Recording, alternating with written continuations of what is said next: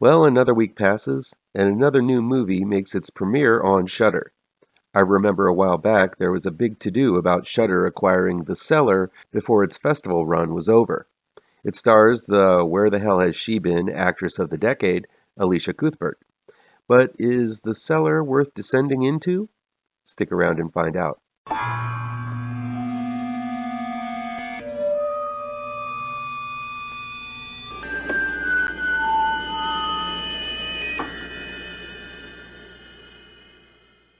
Welcome back to ML Miller Frights. I'm ML Miller. Before we begin, please do me a favor and punch that like button down below. Share this video with all of your social media addicted pals. Click subscribe to this channel and ring that bell for notifications. The Cellar is new, streaming on Shudder from RLJE Films. It's directed and written by Brendan Muldowney. When the Woods family moves into a large estate in Ireland, oldest daughter Ellie, played by Abby Fitz, is not impressed.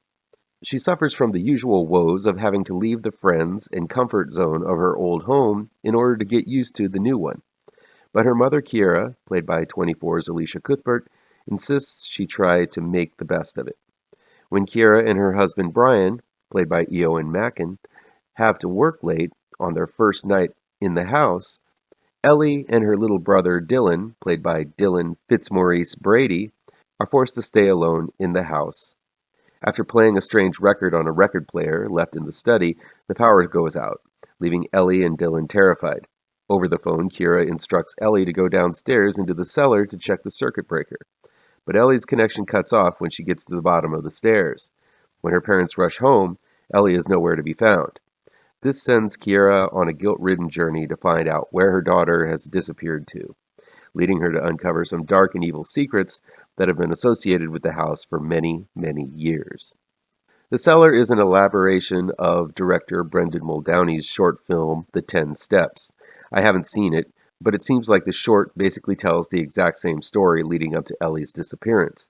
So basically, The Cellar is a film in the same ilk as Mama, Lights Out, and The Babadook, where the idea that was successful in short form is expanded upon to be a feature-length film.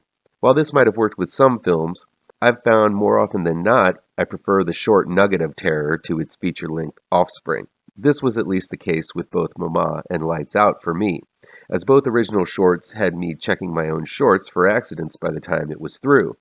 The sequence where Ellie disappears as she talks to her mom on the phone and descends the stairs is the highlight of The Cellar, and I wish I could say the film's expansion takes it to even more terrifying realms.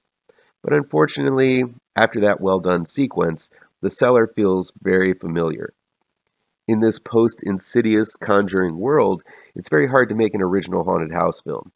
Sure, you can time your jump scares just to the right tempo and pile on the creepy, antiquated trappings of the old home, but it feels that nothing really new has been brought to the table for the genre in a long time. The Cellar has some creepy recordings, reminiscent of the record player from Evil Dead, which basically enables the house to become a passageway to another, eviler and more twisted world. There are also quite a lot of scary doors, arcane details, and mysterious symbols that Kiera finds on her quest to recover the daughter. There are also monotonous scenes we've seen a million times of Kiera digging through archives and searching out former residents of the house to find out the truth. Way too much of The Cellar's story felt familiar. When this other realm is found, I will admit, I really dug the lost souls aimlessly shambling in one direction. It reminded me a lot of the other side in Fulci's The Beyond in many ways, including sound and set design, as well as the color scheme. But there's also a pretty gnarly-looking Minotaur-like demon thingy that we only get a glimpse of, most likely due to budgetary reasons. I still like the demon quite a bit. The acting is decent. It's nice to see Elisha Cuthbert getting some more mature roles, but still, it was a hard pill to swallow seeing her play an older, more responsible mom when it feels like only a little while ago she was the hottie next door running around with Kiefer screaming into his cell phone. Still, she delivers a strong performance in the lead role. The rest of the cast is good. I don't know if I'd call the performances standouts, but they did their jobs capably. And that's kind of how I feel about the whole movie. The Cellar is a capable horror film that doesn't necessarily do anything wrong, but it also feels rather unspectacular.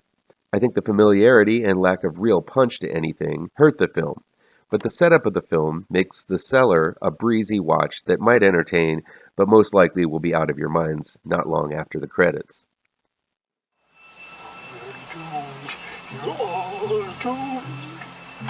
You're doomed